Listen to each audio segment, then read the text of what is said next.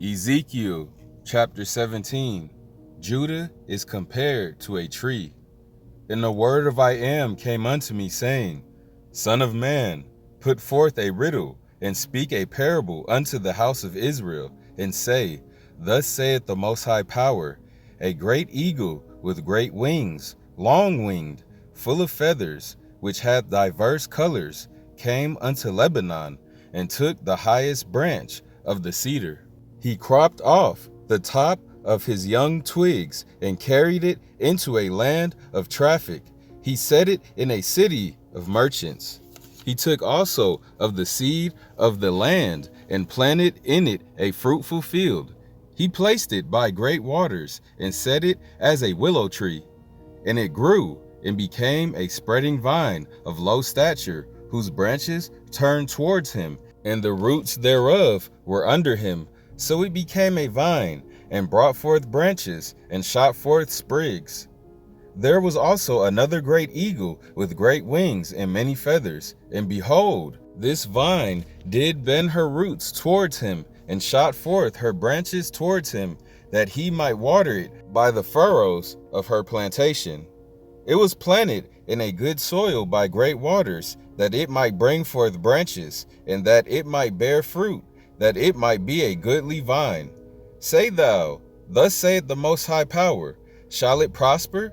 Shall he not put up the roots thereof, and cut off the fruit thereof, that it wither?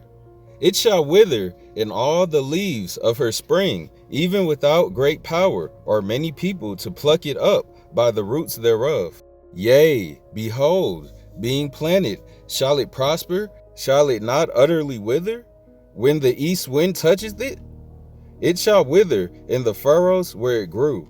Moreover, the word of I am came unto me, saying, Say now to the rebellious house, Know ye not what these things mean?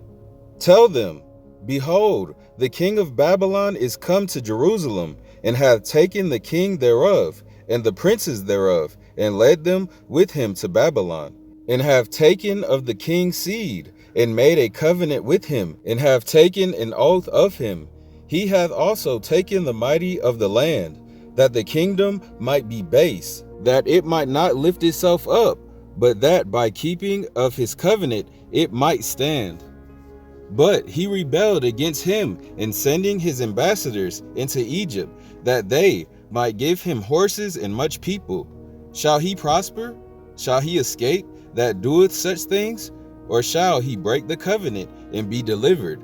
As I live, saith the Most High Power, surely in the place where the king dwelleth, that made him king, whose oath he despised, and whose covenant he brake, even in him in the midst of Babylon, he shall die. Neither shall Pharaoh with his mighty army and great company make for him in the war, by casting up mounts and building forts, to cut off many persons, seeing he despised the oath by breaking the covenant, when lo, he had given his hand, and hath done all these things, he shall not escape.